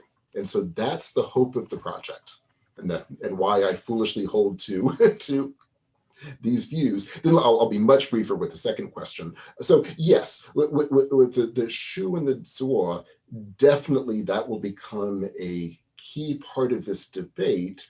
And absolutely, by the time you get into the first and second centuries, if anything, they're adding another element to it because they want to claim we're doing neither, right? We're certainly not Zuoing. We're not even Shuing. All we are doing is providing comments on the earlier transmissions, the Shu, that ultimately came from a much earlier Zuo, and so we're not even transmitting. So we are completely subordinate to this earlier process. And so they're trying to explicitly put themselves at the sort of the next stage of removal from even that debate. And as you can see in answering the question, I'm still foolishly sticking to the word debate. So we all have our foolish interpretive errors, and this may be mine. Thank you so much. Thank you. Great to see you again. Okay, thank you. So, okay, I have noticed Prof. Robert Ashmore has a question. So please raise your question, and I have noticed another one to raise your hand. So you will be the next, please. Yeah, sorry. Actually, no, I wanted, I think that there's a couple more ahead of me. I don't want to cut in line. I think Professor Schimmelpfennig also had a question from before me. So I would see to Professor Schimmelpfennig before I'm happy to ask my question. Sure. No problem. Please. Yeah, thank you very much. Michael Schimmelpfennig from Australian National University, sitting in the same building with Esther. And thank you, Michael, again for your talk. Great to see you again. It's quite impressive. Thank you, Chu-Jing-Yi, for arranging these wonderful lecture series here, which also allows people from the island and the Pacific to join such discussions. Michael, my questions go in two directions, and one is the point that Esther already made in slightly a different sense. So I'm coming, as you may know, from the chapter sections and sentence commentary area in the Han Dynasty. And when I look at the development from the Zhangju commentaries to what Zheng Quan does, he, when you look at the textual level, has sort of a very reductionist approach. Yeah, so he's reducing these commentaries, and what he essentially does is, and this struck me in your talk as a bit irritating, is he's not collecting things and putting them side by side, at least from the commentaries I know, but he is picking certain elements from these earlier commentaries, and he is representing them in this Jew form, which looks very efficient, yeah, because it combines glosses and paraphrases into one interpretive move. Right. And so, and I would like you to respond to this, but my other question would be, and this again goes back to the Zhangji tradition. So you didn't mention that in your talk. And I think it is perhaps quite important, if you look at the overall development, to include this tradition, especially because you have this extensive He Shanggung commentary on the Laozi. Yes. Yeah, and I was wondering how that would sit there. And the other reason why I'm mentioning Zhangji commentaries is when I look at my own stuff, so the Chuzi, you have this commentary discussion going on throughout the Han Dynasty, which essentially boils down to the question whether Qu Yuan is, if I take your argument rightly, a sage or not. So whether he has created a canonical text or not. Yeah, so this would fit perfectly into your entire argument. But the way the commentators approach this, again, on a textual basis, is not by, and perhaps with the Chuzi they can't do this, yeah, by amassing information from earlier texts, but looking into the text where they find clues and particular characters which they can link up with classical texts. Yeah, so the process again is a bit different. And when you look at the entire debate, which is really controversial, it's not, I think I couldn't reduce it to the question of, yes, do we want him to become a sage, but it's also very much on hermeneutical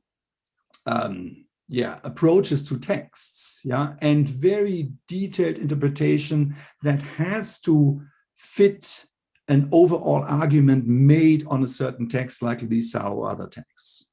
So I hope this all makes sense, and perhaps you can answer to that.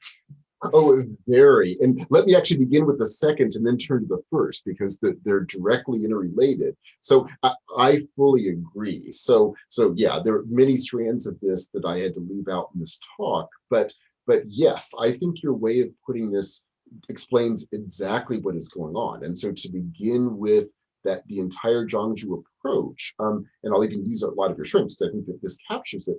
The move is you're committed to claiming the coherence of the text. To claim the coherence of the text, it requires these very complex interpretive moves, where you're focusing on specific pieces, trying to show their larger argument in the text, and then that allows you to make the larger claims about the significance of the text more broadly. And so it's based upon a very complex hermeneutic where the claim is that you're simply following what the text is saying, and yet it is a very complex hermeneutic because you're trying to draw out specific pieces to weave in this larger coherence. And the reason I'm using those terms, a few of them picked up from you and a few I'm adding in for reasons that'll become obvious as I get to the second part of the question, or what was your first part, is this, I think, is exactly what Zhengxuan is trying to push against. And I love your word reductionistic. I think that captures it. And again, I would put that as even more broadly. I think it's a huge strand in first and second century commentaries. And the reason I still want to use the word combining for Zhengxuan is it seems to me that's the way the reductionism works, right? It's all about denying these, or claiming to deny, as I was mentioning, claiming to deny these complex hermeneutic moves and simply saying, no, I'm going to simply read things as they are. And when you read things as they are, when you draw the connections, it's simply based upon the obvious, clear things that, and I'll return to my wording here, that fit together, right? In other words, the claim is, I'm not doing any kind of a complex hermeneutics. And so therefore, if I can be convincing, and historically he was to extraordinary extents, if I can be convincing, that will prove I'm right, because it will show that without any kind of complex hermeneutics, it all makes sense. Now, obviously, we can say, and I'm sure the contemporaries could see perfectly, he was doing all sorts of complex hermeneutic moves to make it work. But I think the sense of it is, I'm reading it simply as it is. It's a reductionistic move, and that's why I want to make this, I admit, pretty rhetorically strong set of comparisons, but I do want to make them to texts like the Shanghai commentary, which are radically different in all sorts of ways, theologically, etc. But it's that same form of claimed reductionism, like we are not doing anything but simply reading things as they clearly are. And again, I mean, coming up with just incredibly counterintuitive readings to do so, but what makes it work, if it works, in Zhengxuan, at least in that case it does, the reductionism seems to make sense because it seems to simply, things seem to fit together. And I think that's the rhetorical power of it, which is very different from the kind of complexity of readings that you see in the Zhangju hermeneutics. Thank you, Prof. Puett. So now is Prof. Ashmore's turn, right? So please, it's your question. Yeah, thanks. This is so wonderful to see all these old friends. Great to see you. So I think I've been sitting here thinking it's been a great conversation, and thanks to everyone for contributions. I'm kind of thinking I have kind of two halves. One half is sort of the alley-oop, just to sort of invite you to extend the presentation into areas you alluded to but didn't really get into. And then there's kind of a core of something I want to try that maybe is a little bit more limited. So the alley-oop question is basically what you said about Zhengxuan's pushback. Let's say, for the sake of argument, that there's figurativist approaches to commentary that are conducive to claims of sagehood, and there's literalist approaches. I'm making a fiction, and there's literalist. Yes, and they're literalist approaches that will, at least, despite whatever their complexity in working them out on the ground level, they are conducive to claims of let's hold off and not get overheated and let's see what comes out. So in those terms, I think that what Zhengxuan is doing, as you have a very nice example of what Zhengxuan does with a text like which is a very theoretical text. And his anti-theoretical, anti-figuralist approach in a text like that is actually echoed very strongly by Kong Yingda in his approach, for example, to texts like the Wang Han Yijing commentary, which on the one hand, he has to treat it as canonical because that's what was picked. And yet the comments are he preserves the commentaries, but he treats all of the sort of more or less transcendental kind of moves are anathema. Everything becomes philological. Everything becomes just a matter of saying, what does the text say? So there's a resonance there. So I'm saying there's the kind of binary vision. This is the alley-oop question. So you present a kind of binary alteration.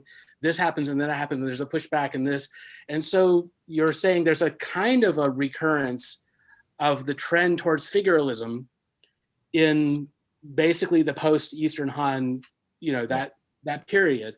So I want to invite you to elaborate on that. And because the question is, like, clearly it's not the same thing again. Yeah, so that's the big alley-oop question. And then the thing out of the whole, because that landscape was, of course, infinitely complicated. I don't know of a possible way that we can, there's really interesting things you could say about Ge Hong or Tao Hong Jing, and in commentaries, there's just a bunch of cool texts to talk about. But to kind of fix onto a thread, and this is sort of, I mean, the fact that Professor Schimmelpfennig is here, mentioned, I'm also a big fan of the sadly late Professor Wagner's works. And one of his arguments, if I'm understanding correctly, that I find quite interesting is essentially to say that it doesn't come out of a vacuum, but there's something about that sort of Wang Bi, Han Kangbo, we'll just say Wang Bi, not to say he's a hero, he's clearly drawing on things that have kind of what we might call mystical revelation kinds of origins, yes. But the formulation in the sort of the juncture period and the continuation of that as a version of Orthodox commentarial practice for hundreds of years represents something. It's a theory. I'm trying to remember what Professor Wagner was saying, which is basically the theory is there's something like a total hermeneutic. That is, there's a theory that didn't exist before, which was that reading the text, a text correctly, should allow you to arrive at a correct understanding. And it can seem obvious, but it's not at all obvious in terms of anything that comes before. So for example, I think Wang Bi's comments on the Lao Tzu in particular are very, very exemplary in this regard. That is that he uses something very analogous to what we would call ordinary language theory. But he uses ordinary language theory, something like ordinary language theory, in a way that has transcendentalist implications. So that's the specific thread of what's going on and what's changing in terms of, like, if we could say there's kind of a back and forth where you have a back and you have a forth, but then in this, if we're talking about early imperial into Eastern Han, and then we talk about the thing that comes after, there's a back and forth, but the second iteration is not a repetition of the first. And so again, this is the alley-oop with hopefully a core of maybe what your thoughts would be about that idea that, again, I'm taking partly from Professor Wagner and partly from just looking at particularly those kinds, like Wang Bi on the Yi Jing and the Lao Tzu, and then the sort of orthodox, lots of the sort of Xuan inflected orthodoxy of a lot of Six Dynasties commentary. So those are my two pieces of a big question. Wow, thank you. Yeah. Very specialized Prof. Puett piece. Yeah, so wonderful question. And I love the way you phrased the question. So yes, I think what is going on is then you move into the 3rd century, and then you get a radical resurgence of claims of sagacity, Wang Bi being a very clear, albeit extreme example. And yet, as you said, it's a sagacity that is very different from the stuff that people like Zheng Xuan and Xiang are, for all of their radical differences, are reacting against from before. So here the sagacity, and like you, I'm very influenced by Rudolf Wagner in this reading. The claim of sagacity is to say that the workings of the world are based in emergence, right? From Wu to Yo. And true sages understand that emergence. And because true sages understand that emergence, and because that emergence is always ongoing, true sages can tone each other. They can understand each other. Understand is almost too weak a word. Like penetrate into each other's understanding of the world. And Wang Bi is implicitly, but it's not that implicit, claiming to be a sage, and claiming to be a sage along the lines of these earlier figures. at least according to one of the references, but it makes kind of sense. The view is Lao Tzu is two but lesser. Confucius, of course, is the great one because he embodies this. And Lao Tzu is a bit lesser because he's the one that actually writes it out. But because he writes it out, Wang Bi for us, the non-sages, is going to use Lao Tzu to get at this understanding. When he does so, it means the Lao Tzu is a coherent text. So he's definitely undermining a lot of the much earlier hermeneutics we were talking about, and claiming coherence, but it's a coherence that both adheres in Wang Bi, but he's, according to his claim, not because like the Huainanzi authors, I'm constructing a coherence. The coherence comes from Yo, which emerges from Wu, which I understand, and my commentary is simply an explication of the Lao Tzu, which through that explication will give you an understanding of a figure like Confucius who doesn't write. So I am like Confucius. I'm going to do a commentary for the non-sages, but underlying that commentary is a proper understanding of everything. And given that that's the opening move, it's a radical claim to sagacity. In some ways as radical as the Huainanzi, but kind of in I was going to say opposite way. It's not exactly opposite, but in a radically different way, because the claim isn't out of a construction. The claim is out of a tone with true sages. Because of that, is it figurative? Yes. Is it anti-literal? Absolutely. But note how different the figurative work is from, again, I'll stick with the same extreme example, a text like the Huainanzi, where the whole figurative work is these bizarre, surprising stuffing together of massive amounts of just earlier material woven together into this absurdly complex tapestry.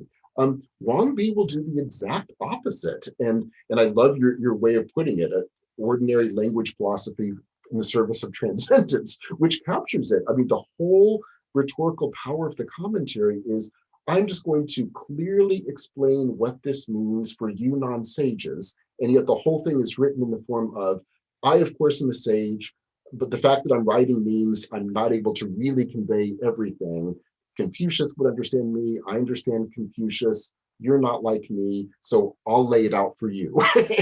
and so it's figurative, and yet it's written in this very straightforward way, but not the kind of reductive move of the Shang art. It does, instead of taking the Lao Tzu and making it seem like just direct literal language, it's effusively powerful, but very, very clear and extremely coherent, because by definition, it has to be a coherent vision. So adding all of this up, I think what you see in Wang Bi, just I'm using him as the example, is a radical resurgence of sagacity, but worked out in a very different way than what people like Zheng Xun and the Shang'ar commentary hated so much.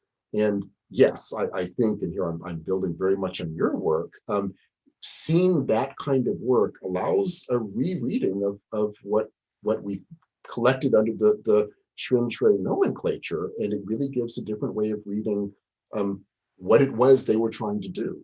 And part of what then becomes intriguing, as you said, is working out that mode of hermeneutics over this next period and seeing how that plays out. And I think it truly is a pretty dramatic break from not only the first and second centuries of the Common Era, but what those figures in turn had been reacting against before. Thank you, Prof. Puett. And thank you, Prof. Ashmore's question also. So, Prof. Puett, do you read the questions on the chat box? There's quite a few. Let me try them. I think we have 2 questions from the student. I think it's our students. So one is from Yuxuan Tai. So he have a question. Yes, do you read that? And maybe I can read for you. So he has a question on the claim of these interpretation strategies of early Chinese text. How these commentarial authors creating an image of sagacity. So if I'm not wrong, you have written an argument to argue about the subjunctive nature of the ritual. Is this subjunctive nature of ritual perhaps similar or analogous to how these texts were interpreted, or are rather managed as an image of sagacity? Yes, So thank you. Wonderful question. And yes, this is exactly where I want to go. So I mentioned I foolishly am sticking to my hermeneutic of debate, and here's another place I'm foolishly sticking to another hermeneutic, which is a discussion I've made about sincerity and the ritual subjunctive. And yes, I do think the debate you see that I've discussed elsewhere in terms of ritual is part and parcel of these hermeneutic debates too. And so when you get these claims that these reductive literalist claims that the world simply is the world, the text simply is the text, we can read the text reductively because it is simply what it says to be, and if this is convincing, we'll do it by simply taking you through just these incredibly reductive readings and showing you that it's coherent, everything fits together through, out of the claim, no mode of interpretation. As opposed to, and yes, I will use the word, a subjunctive mode where it's all about intentionally creating these subjunctive realities, where you're intentionally constructing things that are presented as being constructs. And in this case, when they work, what would make them convincing is not that you're claiming the text simply is the text. When they work, it's the degree to which your new constructions create a better reality. So to stick with an earlier example, when the Huainanzi is making these dramatic claims, there's no claim that we are explaining the world as it is. In fact, I think it's very much the opposite. It's we are constructing a world, which if it's convincing will be a better world because we will have constructed this completely new way of piecing everything together into this dramatically new sagely vision. And it's self-consciously and as overtly as possible emphasizing itself as a construction, as opposed again to at least the claim of a Shanghai commentary, Zhengshuan, for all of the radical differences that no, we are simply telling you what the text is very reductively, reading everything literally, and if it's convincing, it's simply because everything will fit together when we do this with no interpretation whatsoever. Now, here too, as I've discussed with the subjunctive arguments elsewhere, to get that claim that a reductive literal reading gives you a world of coherence takes a ton of work. So it's not that this is what these texts are. I mean, it's not that I think any of us would find the Shanghai reading of the Lao Tzu convincing, but that's what makes it intriguing, right? The degree to which it would be convincing is the degree to which they can pull off this move that a reductive reading simply gives you the text as it really is. In the Shanghai, historically, they didn't win out, but again, Zhengshuan kind of does, which shows the incredible success that these kinds of moves can make. And so, yes, I do actually think that that distinction is relevant for these claims of hermeneutics and interpretation as well. So thank you, wonderful question. Thank you for the very interesting sagacity question. So any questions more? What is the true sage, right? I mean, who is the last sage, right? Maybe the sage don't want, I mean, Confucius don't want to be as a sage, right? Like Prof. Li Ling at Peking University said, 去圣乃得真孔子, right? Maybe the take off the circle, I mean the honor on the golden circle from Confucius, maybe we can get a true sage, right? True Confucius. Well, and okay. I mean, one intriguing example of kind of that move that's going on in the heart of this period that I'm discussing, you're getting this pushback is, and several of you have seen my writings, this will be brief, but Wang Chong makes a very intriguing argument along these lines. So Wang Chong will very famously say, oh, all sages are imperfect. He writes these famous essays where he shows all the mistakes of a Confucius and all the mistakes of a Mencius. And that's often been read as an attempt to sort of dethrone a Confucius. But actually, I think what he's doing is kind of the opposite. I think what he's trying to do, it's very much in opposition to what was the developing movement that we've been discussing in the 1st and 2nd centuries. He's at an early stage, but he's seeing this developing. And his move is to say, no, what was going on before was good. Like, we need human sages. And the reason he's committed to saying sages are imperfect is because for him, that's why you need them all the time.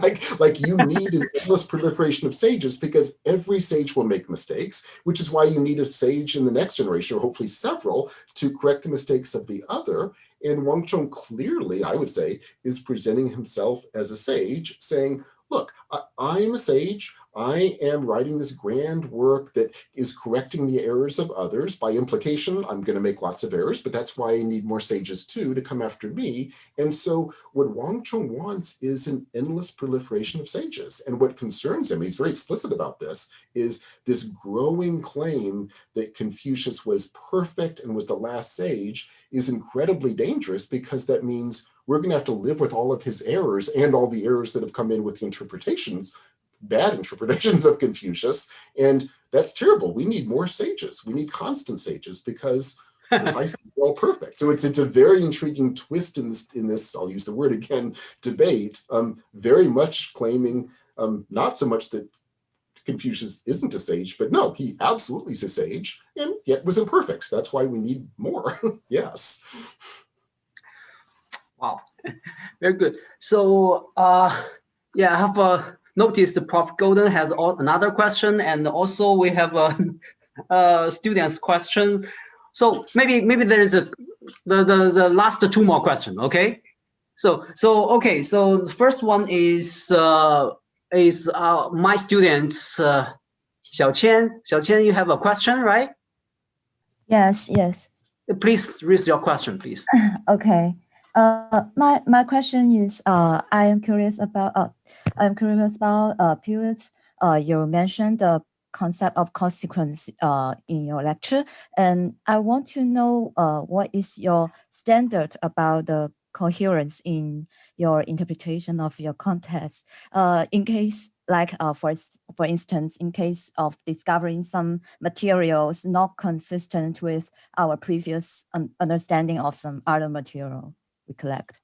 Yeah, that's my question.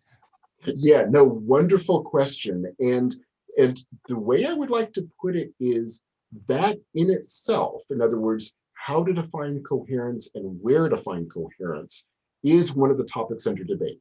And so, again, I'll stick with the extreme example for a moment again. So with the Huainanzi, where is coherence? The coherence is the coherence we build. So the coherence would not have existed until we came along, took all of these limited perspectives from the past, and we put them together into a coherence. Later, of course, you'll get, for all of their differences, these moves we were talking about in the 1st and 2nd centuries, that would say, no, the world is coherent, or texts are coherent, and we don't construct them. We simply subordinate ourselves to their coherence that we find simply by reading them as we stand. So I preface my question that way to then get to the heart of what you're asking. So what about when, therefore, we turn to, say, Warring States materials, which would seem, well, pretty incoherent? As you said, they're from our perspective, very fragmentary. You get different versions of the same thing. How do we understand this? And I think the way to understand it is it's sort of it's the opposite of what the Xiong'er wants. In other words, it's what the Xiong'er is critiquing.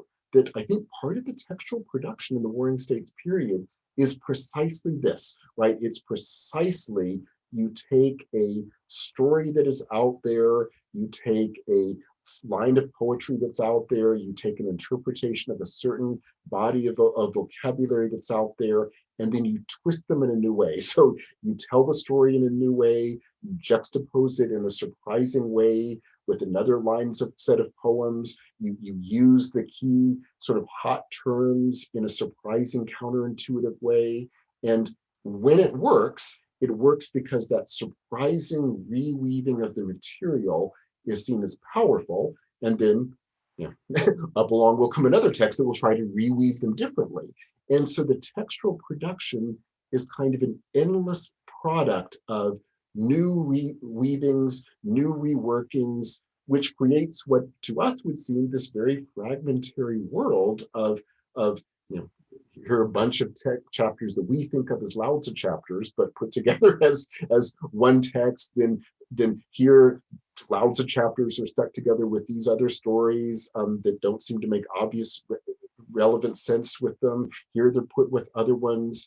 But in terms of the production that's leading to the seemingly fragmentary world, I think that what's underlying the production is that's what you do. And the focus is on how you weave these materials together. Now, from the Shanghai commentary, of course, the reason they hate this is they will say, no. There are certain, very limited for them, body of texts that you should read coherently and subordinate yourselves to them, and you don't change them, you don't rework them, you don't move them to different places, you don't alter them, you don't shift their meanings, you don't take chapters out of them. But that, I would say, is exactly the nature of textual production in the Warring States period. So it's sort of everything the Shanghai hates, they're accurately seeing, because that's kind of what underlay it. Thank you. Copy. Yeah. Okay. So thank you. So the one. Thank you. The time is up, but I think the one last question for Prof. Golding. Please. Excellent. Please unmute yourself. Yeah. It struck me that you might want to explain what you mean by debate. So I'm not as offended as other people by the word, but it does make you think, what is not a debate in the Puett idiolect? So there are texts where people state a position. There are texts where people don't necessarily state a position, but they attack somebody else's position. Then there's texts where people don't even really state a position or attack a position, but they express a perspective, they parody, they lampoon, they satire. Are these all debates?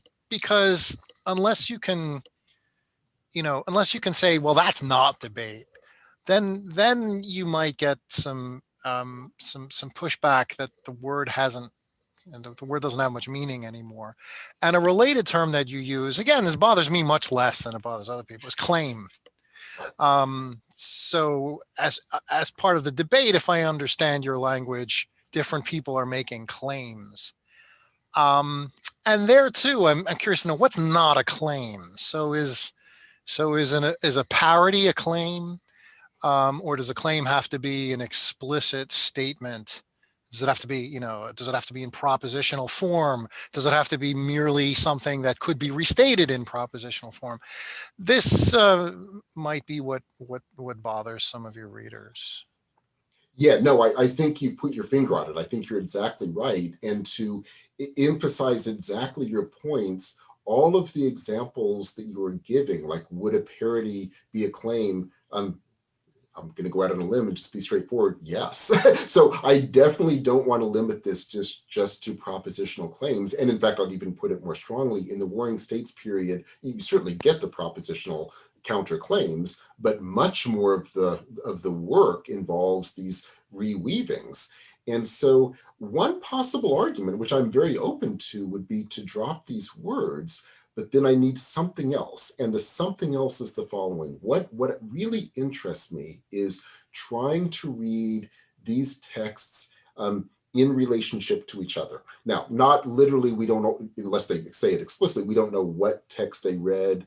And even when they do, they often will refer to, Mencius will critique Mozi, is he reading the same Mozi that we have? So we don't know literally who's reading what text. But what I do want to do is to say, I think for the reasons we were just mentioning, when you're dealing with these Warring States materials, and I'll get momentarily to the later commentarial readings, but to begin with the Warring States materials, that I think we read the texts radically differently. And I would say in a more nuanced way, if we can see, oh, here this text is defining a term this way, there it's being defined that way. Now, has text B in that instance read text A? Who knows? But can we say there are different ways of reading these terms and something is at stake in that, and there's meaning there that we can reconstruct if we see that going on. And that's what I want to say yes to. And equally too, when we get to the commentaries, yeah, I want to say it's meaningful when Zheng Xuan will give these, and I'll stick with Michael's language here, these highly reductive readings. And I think we only see the significance of that if we look at it in juxtaposition with others. So that's what I care about. Now, getting back to the heart of your question, you may be very well right. Maybe just drop the term debate and drop the term claim and use other language to get at this. But that's the part that really excites me, because put that way, then as you said, all the parodies would be part of it. And I definitely want the parodies to be part of it. Yes. Okay. Wonderful question. Okay. Thank you so much for Prof. Puett. And now is, I think if your time is 10:30 past. So thank you very much for your support. I think your talk is divided two parts. One is your talk, and one part is your talk, and the other part is really debate on dialogue. So between, I think, very distinguished scholars and very fruitful questions and dialogues. So thank you so much again for all of you to join us today. And let's continue this webinar series, and we will have another talk in March 27th by Prof. Zhang Jian from CUHK, and we will have on the 1st May we will have a talk by Professor Paul Golding. So let's see you again, okay? And if I could just hold you for 30 more seconds on all of our behalf, thank you, Jenny, for organizing this, and thank everyone here for being a part of this.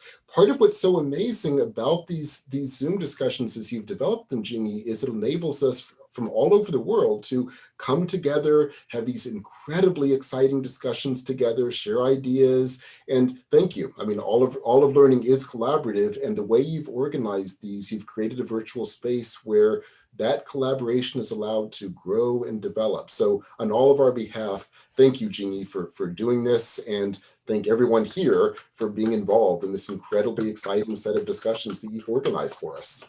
Thank you so much. It's our honor. Yeah, we have to provide this platform to everybody through the world. Okay, so thank you again. Then let's see you next time.